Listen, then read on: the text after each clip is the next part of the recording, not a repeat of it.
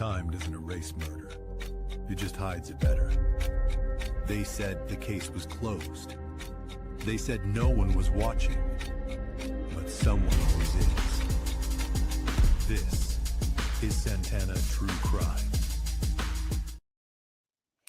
Welcome to Santana True Crime. Tonight, I'm joined by my brother and co-author of A Murder on Campus, Dr. Brian Santana, as we discuss the disappearance of Elizabeth Liz Waddell. Liz is a 44-year-old physical therapist from Cary, North Carolina, who disappeared while vacationing with a friend in Grenada. On July 22nd, surveillance cameras recorded Liz walking towards a jetty near the Grand A's beach area, entering the water and swimming away from the property. The cameras did not record her returning. More than a week later, Liz remains missing. This case has generated significant interest, partly because of their surveillance video and partly because of reports that Liz may have been seen much further offshore later that afternoon. However, there are more important differences between what police have officially confirmed, what witnesses have reported, and what remains unverified. Tonight, Brian and I will walk through the known timeline, discuss the search and investigation, and examine the questions that remain unanswered. Dr. Brian, welcome to the show. Thank you. Good to be here. And I guess it's a sad occasion talking about a North Carolina related case. So it is. And that's what drew my attention to this case is one of our family friends actually posted about this case on Facebook because she had worked with her. And for those that are listening, Brian and I are both from Raleigh, North Carolina. Brian now teaches at UNC Wilmington in North Carolina, and I'm still in Raleigh. And Cary is literally one of the towns next door to Raleigh. It's about a population of 185,000. And to compare that, Grenada has a population of about 125,000. So the town that she's from has more people than the country that she was visiting. Right. But this looks like a very safe place. No. Yeah, I mean, one of the things like living near the coast myself, we have a lot of different beach related fatalities and things that unfortunately happen during the summer, often from people who are visiting out of state, who aren't familiar with local currents or just aren't used to swimming in the ocean. But one thing I did note in the area that she was at, this is a case where, as you mentioned, we do know for a fact she went swimming, and all of the witnesses, if we take these to be true, also kind of put her kind of on a fairly lengthy swim out from shore. But the area of this Grand Anse Beach, I was reading about this, and while there are some areas in Grenada that have strong currents, particularly the east side of the beach, which have stronger waves and currents, this beach is actually rated as having unusually calm sea, is the way it's described. It says there's incredibly weak currents, is considered one of the safest areas for swimming in this part of the Caribbean. So it's and the way I think even her husband described it at one point is it's almost like swimming in a lake. It's like lake water level currents. So and so we do have that factor to keep in mind, but I do think that this does feel like one of those kinds of situations that sometimes arises over the summer where we have people traveling from one area to another and aren't really familiar with all of the geography and all of the factors that can go into, let's say, swimming in different areas. Yeah, and another thing to keep in mind, and just based on my experience with doing some open water swims and triathlons, is that sometimes when you get out into a body of water like that, your depth perception becomes impaired, and things that look like they're not that far away in reality are.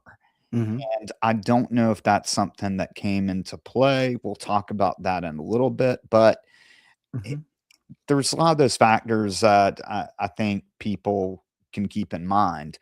Let's get to this timeline though, because we know that what's been verified, and this came from the Grenada police who did a press conference on this the other day, is that we know that she arrived on the island on July 11th, and she has a friends with her, and they stay at an Airbnb, and the Airbnb is within walking distance from the water. There's a surveillance camera that actually captures uh, Mhm. the beach as well as the water that I'm sure everyone's able to see, as well as a pier that is nearby. And we know that at 11:36 a.m. is when the surveillance footage shows Liz walking towards a jetty near the Airbnb. And the police said she was carrying um, I believe a towel. She's wearing swimming attire. She leaves her cell phone and her wallet, of course. So that tells me that I don't think that she had any other intention besides going for a swim by herself. This is not Mhm. something that she was going to hang out on the beach all day. Right. Um, and we know that around 11:51 is when she actually enters the water, and at 12:04 is when Liz was recorded swimming away from the jetty in the direction of the beach, and her husband later estimated that she appeared to be approximately 20 feet from the shore in the water, which is around 5 feet deep. Mhm.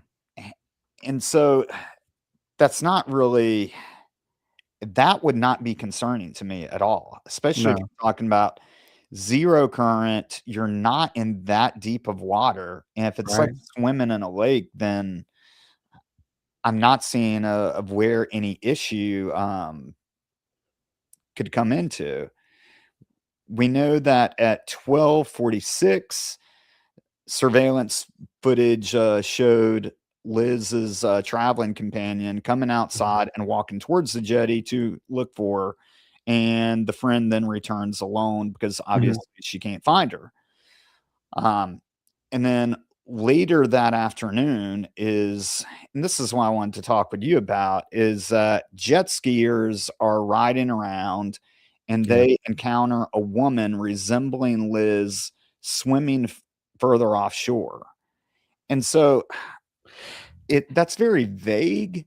Yeah, how far offshore are we at this point? That's a long she's been in the water for a long time, right? If she's never come out at this point. Yeah, and How the many other hours thing would this too be? is Mhm. I wonder of how confident they are that this is Liz, Yeah. because she was wearing I believe like a red shirt. She's got short hair. I Yeah. didn't know if this is if they just saw a white female and they Mhm. assumed it was Liz. How close did they get to her? Mhm. From what I saw, is the person that was in the water gave them two thumbs up and Yeah. said they're okay. Yep. But that goes back to my other point before, where if she did swim out and it's like a lake, Mhm. and Liz is an athlete, she was actually a physical therapist, Yeah. and she was very involved in weightlifting. So I think she knows or understands her body's capabilities. Right.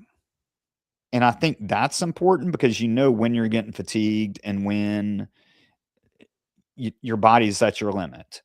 And I think that if she did get out that far, Mhm. did she just lose spatial awareness of where she was and how far out she had actually swam?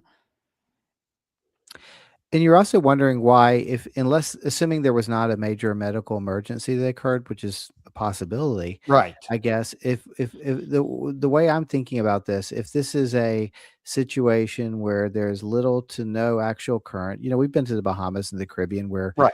some of these islands where it just feels like it's like a very clear lake. Yeah. And you're wondering, so suppose even like I'm not in very good shape, but I get really tired, I'm swimming and there's no current to worry about. I can just float on my back, and you can float on your back without much effort and just kind of drift along or slowly swim back towards shore because there's not going to be current pulling you out at that point. Right. And so I'm wondering that it makes me wonder if there was some kind of accident or medical emergency or something else of that nature, because if she is physically fit and everything suggests that, and she's not, assuming she's not suicidal, Right. then it seems like, why not? Okay, my body's getting, I'm really tired right now. I need to catch my breath. Let me float on my back for 10 minutes. Or Right. I'm going to just slowly paddle back towards shore. Like, it makes you wonder what happened. Or telling the jet skiers, "Can I have a lift?" Well, right. If why not, if people came up to you, if you were actually like, "Oh, I'm starting to get really tired, or I've been floating and just trying to is further than I thought," well, just take a Right. lift. Yeah. And I hate to bring this up, but I'm sure it's on people's minds that, look, you're in the ocean. What about sharks? And come to find from what I've seen, Mhm. shark attacks are extremely rare in that area. You don't Yeah. have the predatory sharks like bull sharks and tiger sharks in that area. It's Mhm. mostly nurse sharks. Yeah. And yeah, so I think that that's a very slim possibility in that. And I nurse think sharks, this for those isn't listening, are herbivores, pretty much. They don't eat, they're not looking for people to eat. right, right. Mhm. And so what this really comes down to is, how far out did she really go? That would be one That's of what my I'm first curious questions. about, because are we talking about, so it's deep enough that people are on jet skis. Now, typically, people with jet skis have to be at least some minimum. If this is a beach, an area of the island that is known for really good swimming conditions, so people go out there to swim because it's so good, like Right. that. I'm wondering, like, if there were any other witnesses we're not aware of, but I'm also wondering how far out she got, because typically in those areas, jet skis are not going to be zooming up really close to shore. Like, they're going to be a little bit further Exactly. out. Yeah, and that was kinda my thought on that, and we can't give people a clear answer of how far that was out because it hasn't been reported. Yeah. We do know that the Grenadian, police force, which is, their royal police force encompasses essentially, it's like a military where they do law enforcement, fire, coast guard, search and rescue. It's Mhm. all under the royal, police force, and so they're the ones that are responsible for the search and rescue on the Mhm. ground, and the FBI has been called in to assist in the investigation, but Mhm. the FBI is not doing search and rescue. Right. And that's the unfortunate thing is that,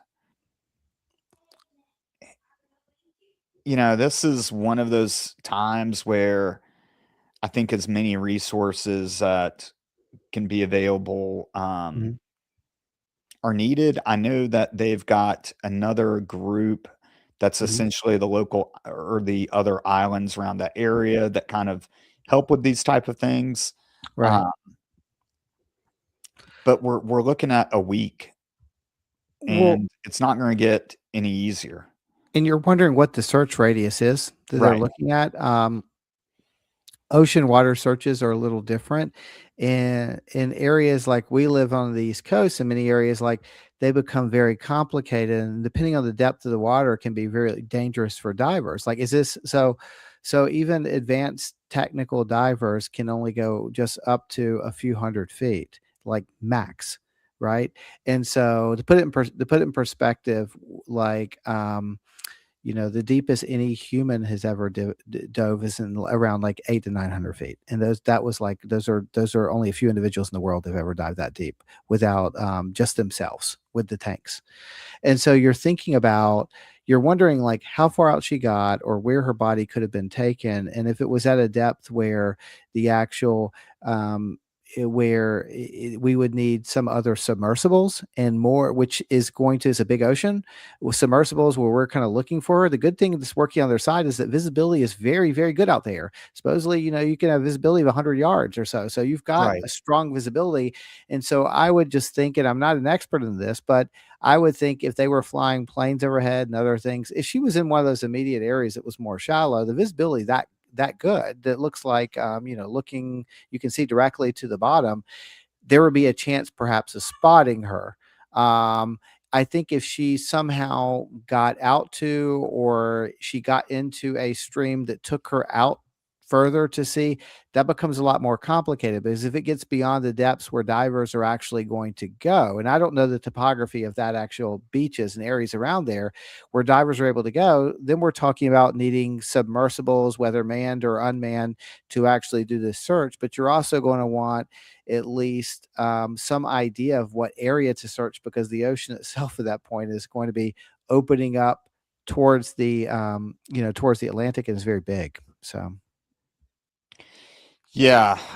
I mean, I don't really know the answer to this. Man, it's going to sound bad, but I wish that the U.S. Coast Guard mhm, would be involved in some capacity, and especially with their abilities to bring planes into the picture. I know that what I've yeah, seen is that they're using drones in the area that's smart. Yeah. and they're using dogs on the shoreline, but it And what goes back to, like, how far out are we talking about? If we're talking about something that is mhm, offshore and that water may have changed from being flat and no current right.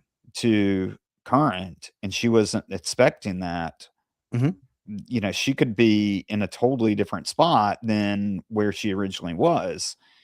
And so right. I think some type of air support, and I'm sorry, but or I'm not sorry, but I'm grateful that, you know what, the Coast Guard, if they were asked to come and help with the search, Mhm. which I haven't seen any reports that they are, I mean, they can bring a lot of resources to this. Well, what I'm wondering was, I did see the police chief in Grenada, or whatever this title is. They're still considering this a missing persons case. And maybe this is just a matter of the wording, but one of the things I was wondering, does it make a difference if a case is classified in terms of resources or the scope of how the investigation is carried out? If it's classified as a missing persons search, or if it's classified as a kind of recovery search where she's presumed deceased, like, does that open up other things? Like, missing persons could be that we're exploring every option. Is she on the beach? Does she come back on the beach? Is she somewhere else that we don't know about? Like, that seems um to dictate a slightly different investigation than a kind of search and recovery. Y Yeah, and if she was on a boat or had some type of watercraft with Mhm. her, or if she was on a paddleboard, Yeah. I think you could you could articulate more that this is a missing persons case. Yeah.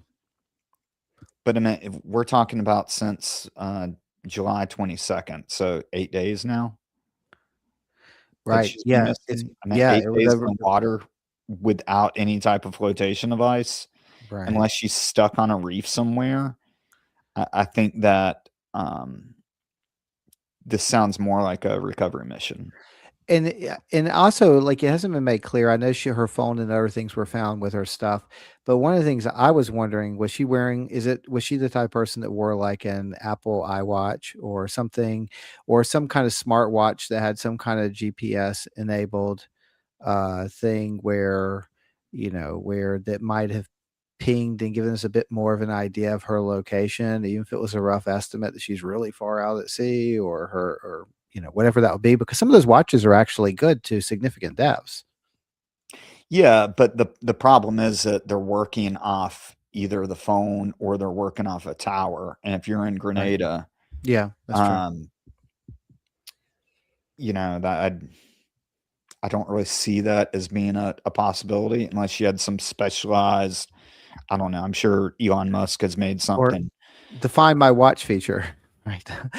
Which can be very specialized. I use that to find people on an aisle in Target, right? Like, and so, where there's like Yeah, a whole I new, mean, it's great when you've got cell reception, if your watch yeah. is able to get cell reception, but, if she's in the middle of the ocean, I mean, I think that I'm sure the police have looked at all different possibilities. It seems like everyone is kind of coalesced around the idea that this was likely not foul play. I'm assuming. I mean, her husband did say that in a statement right. today. So I think, and I'm assuming that's what he's also hearing from the individuals who are working on this search too.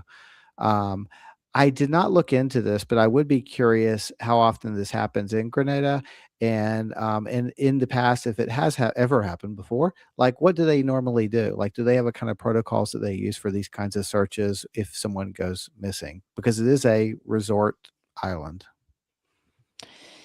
Yeah, and, I mean, I was looking earlier at what resources they essentially have, Hmm. and, from what I saw, it's more or less that they've got the majority of the resources are, like, smaller, essentially, like, fishing boat size, Okay. which that's probably all you need in that area anyway, and then they've Yeah. got one kind of larger boat, um, but this becomes it becomes like a resource issue Right. as Right. well as just the technical aspects of all that, and that's one of the things that I learned when I was looking into the Branson Swanson, missing person case, is just of how technical this gets, and I'm Hmm. sure that that certainly applies to these cases that happen in the ocean, essentially, Right. Right. because you're dealing with current patterns and weather, and I still think the hardest thing or one of the hardest things about this case is that what is a good last point of contact? And, Hmm. like, what time was that, and what direction was she swimming? I would like to know Right. that. And what was Yeah. her state of mind? No, exactly. That information hasn't been released yet, so we have to wonder about the witnesses that claimed that they saw her. We're assuming this was actually her, so we know for sure that she gets in the water. We do know that individuals claim to have run into the person they think was her out swimming, but does the analysis for this change at all if that was someone else and they were mistaken? It wasn't her? Maybe, maybe not. I still think we're probably in the same place, but I think it probably complicates the actual the search logistics. And if they are mistaken as well about the individual they saw, that can also complicate the search logistics to be looking in the wrong place. Yeah, and I think that if it's not her that they saw out, Hmm. I'll say offshore, Hmm. but it completely we're making this assumption. Again, we do not know of how far out Right. this jet ski was, but assuming that this is a good distance away from the island, Hmm. if that is not Liz and it's some random white female that just happened to be going for a very long swim, Hmm.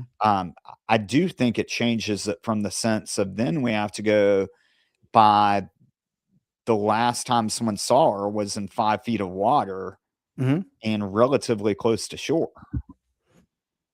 And no, that's right. And I would also wonder in terms of just victimology in this case, she was a physical trainer, she was Right. fit, she's been described, I've seen in reports by her family and others as a strong swimmer, and she allegedly told the people who she ran into that she was, if it was her, that she was a strong swimmer.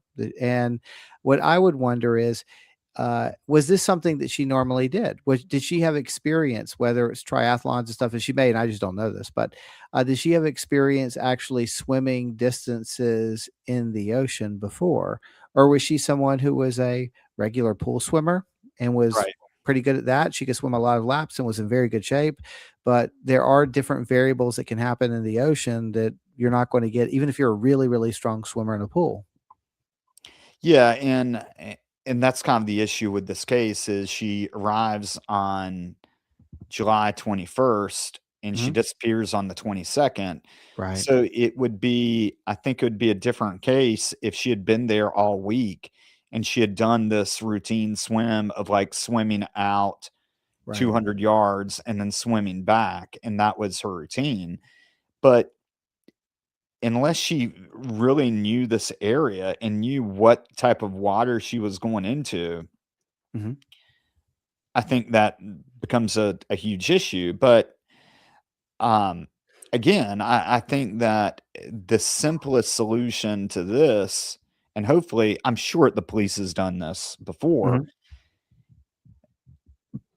but I would be curious of how they described her. Like, was she wearing this? I believe she was wearing like a red swim shirt or bathing Mhm. suit.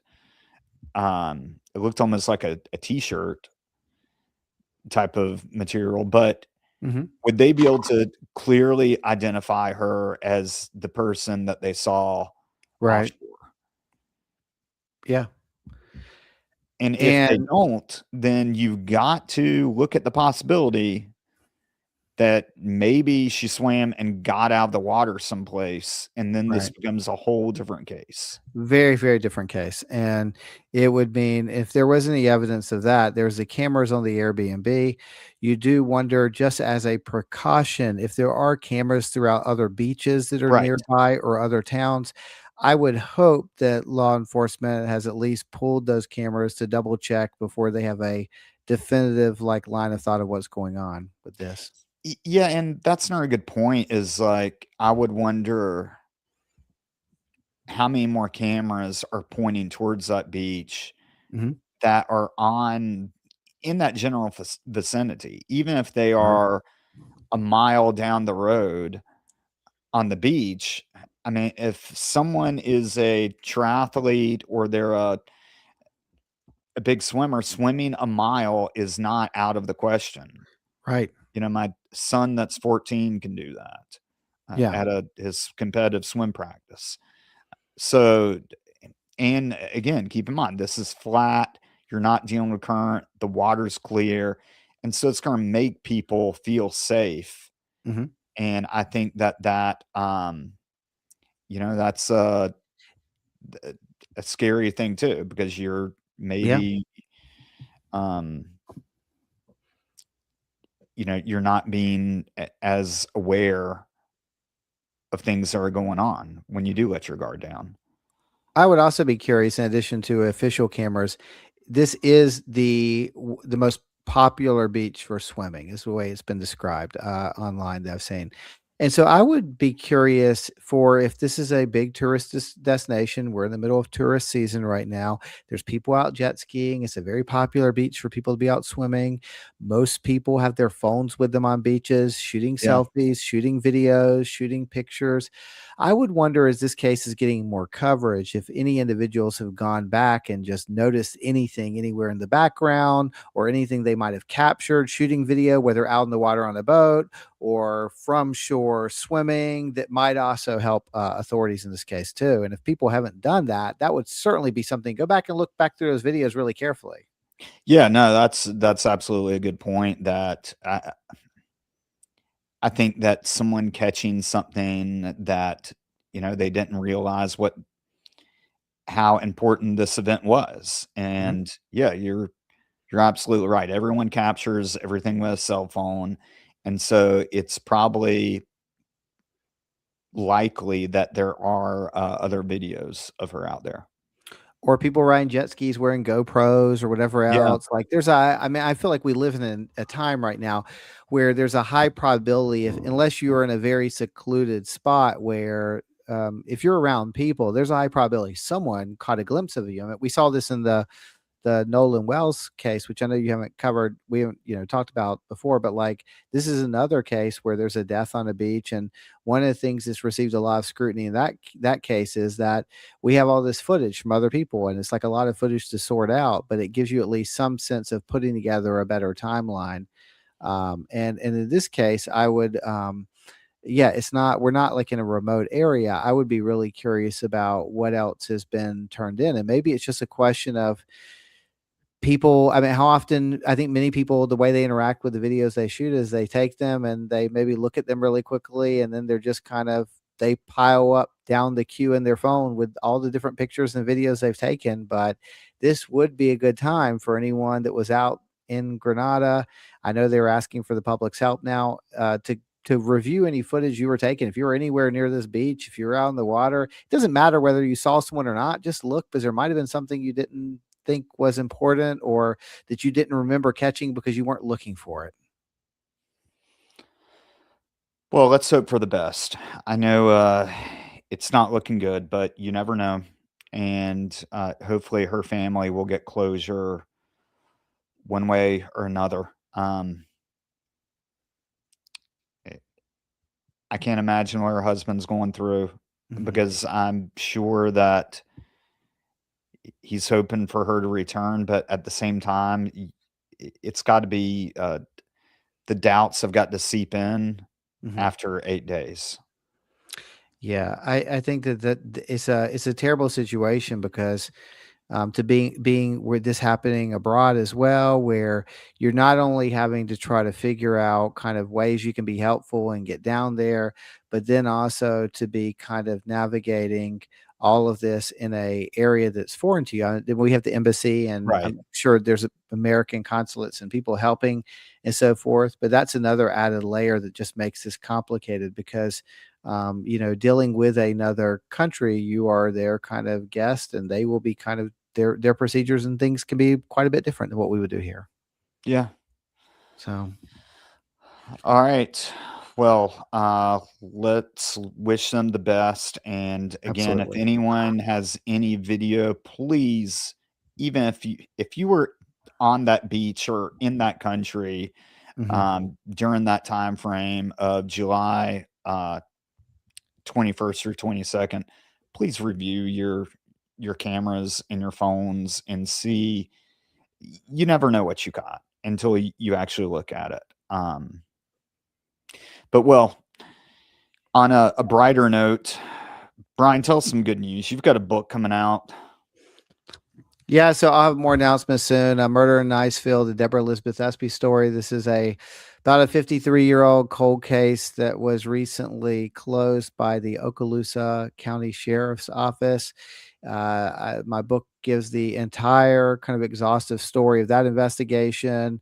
Lots of different interesting twists and developments in that. It's an interesting window of what a 50-year investigation looks like. I also had the perspectives of both the family of the victim and the family of the offender who was named. Both of them were participants in the book. And so that will probably be out within the next year. So you'll hear more about it. You can go to briansantanaauthor.com if you would like to make sure you're the first to hear about updates when there is a pre-order date for that book, or follow me at True Crime Professor on Instagram. Feel free to reach out to me. I love hearing from anyone who is interested in my work. That's pretty bad when I ask for good news and then we immediately talk about a cold case murder that gets solved.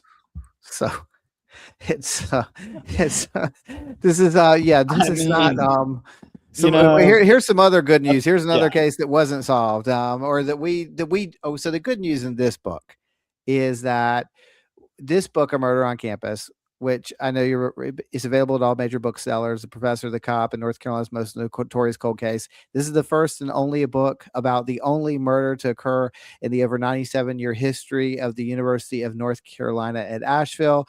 It is one of the oldest cold cases in Western North Carolina. And our book not only provides a detailed discussion of a fascinating investigation, but it also raises new questions, introduces new evidence, and names the suspect who went unnamed for over 50 years. So check it out if you're a true crime fan or just interested in North Carolina history, if we found our way onto your algorithm. All right. If you want to support me, you can start off by liking and subscribing to Santana True Crime. Like Brian said, you can pick up our book, A Murder on Campus, A Professor, the Cop in North Carolina's Most Notorious Cold Case, on Amazon, Kindle, Audible, anywhere where you can buy a book. If you would like a signed or personalized copy of the book, I've got them available on my YouTube store, as well as a few odds and ends like coffee mugs and coolers. And if you would like to support the show, we also have a membership plan for $1.99. You can support the show. What that gets you is you get the shows earlier, as well as the YouTube shorts, and we'll even do some updates for you that are members only. Brian, thank you for joining the show again, and I really hope the best for Liz and her family. I sincerely feel bad for them, and Right. if there's anyone out there that went to Grenada, please, please, please check your phone, and if you see anything that resembles Liz, Mhm. please report that to the FBI. Absolutely. This is the only reason we popped on here tonight. There's not a lot of information out there, but we thought it was important just for people to remind anyone who's watching to police anything you have. This is you might be able to make a difference in this. All right. And before we go, Seth, he's going to be joining us very soon for Liz Bordeaux, good old Lizzie, an 1800s case. I'm looking forward to that. I believe it's in mid-August. We'll be doing that show. Brian, you need to join us for that as well. That will be, But yeah, I'm happy to do so. That's right up my time period that I was originally trained in. So I'm happy to kind of revisit all of that for the sake of the good of the August show. 16th. Thank you. I didn't have my calendar in front of me. On the 16th, yeah, like Lizzie Borden. This sounds good. Yeah, well, Yes, I'm looking forward to that. This will be a way to bring in the fall season as well. So this will be, And then I can already feel, you know what, this is good news because I Yeah. love Halloween, and I can already feel that we'll be doing that show again around October. I can sense it. I do get a feeling that might happen too. It Yes. sounds like it's a really fascinating case. One of the great things about Lizzie Borden is that there's so much writing and research that's been done about this, and it's not one of those cases where there's like one or two good books. There's a lot of really, really good research and books and different readings on this case and possible theories about it. So it's one of those that will be really fun to jump into. Absolutely. All right. Well, thank you all for joining us, and hope the best for the family. Good night. Absolutely.